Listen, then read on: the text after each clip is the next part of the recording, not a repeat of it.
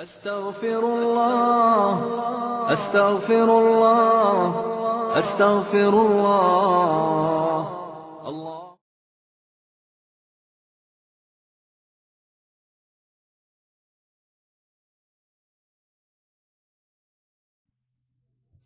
Here we have another section of skin, and in contrast to the last section of skin that we saw, which was called thin skin, in the section here of thick skin, we could see that the stratum corneum, which extends all the way from here to here, is considerably thicker than the entire thickness of the rest of the epidermis, and that's why it's called thick skin.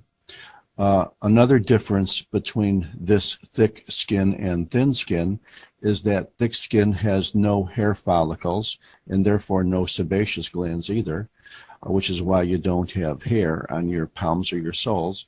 And another feature of thick skin, because it's usually in an area like a fingertip that is very, very, very tactile, is that you will see the presence of these little whorled cellular structures which look a lot like nerves, but they're modified nerves, and they're called Pacinian corpuscles, which is an extremely sensitive sensory detector in the skin.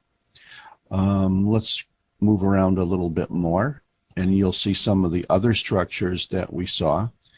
You could see that there are the ducts of eccrine sweat glands here, and here, and here, and here, and here. And remember, thick skin is extremely rich in eccrine sweat glands.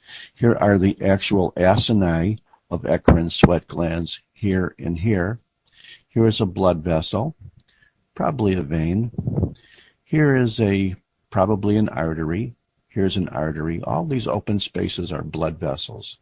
All of this thick, dense fibrous connective tissue, which contains chiefly collagen fibers, and most of the nucleated cells are fibroblasts, is the dense reticular dermis, which is rich in elastic fibers, but you can't see those because we don't have an elastic stain. However, if we did an elastic stain, you would see an extreme wealth of elastic fibers in the denser reticular dermis and practically none in the papillary dermis here. And once again, you can see the connective tissue between the rete pegs of the epidermis is the papillary dermis. And then this thicker material down here is reticular dermis. That's about it. I don't think there's anything that we can say that we can see on this field that we can't identify. Here's the subcutaneous fat again. Here are the ducts of the eccrine sweat glands. These large open spaces are blood vessels. This dense fibrous connective tissue is reticular dermis. This looser connective tissue towards the superficial portion of the dermis is papillary dermis. We can also see the elongated rete pegs of the epidermis extending all the way from the basal layer or stratum germinativum to this non-nucleated layer, the stratum corneum. Another thing that I would like to show you is that in this particular slide, we can have, as you can see here in the part of the field that is well focused, a lot of these darker cells is the stratum granulosum. Often you don't see a good stratum granulosum in thin skin, but all of these real granular cells down here are stratum granulosum.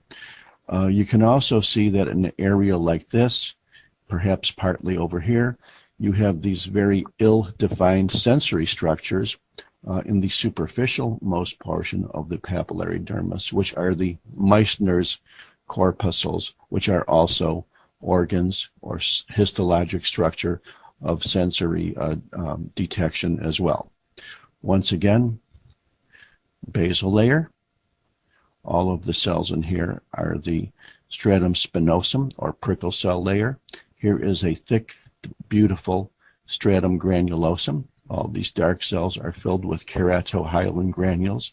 And then all the way from here to here is your stratum corneum.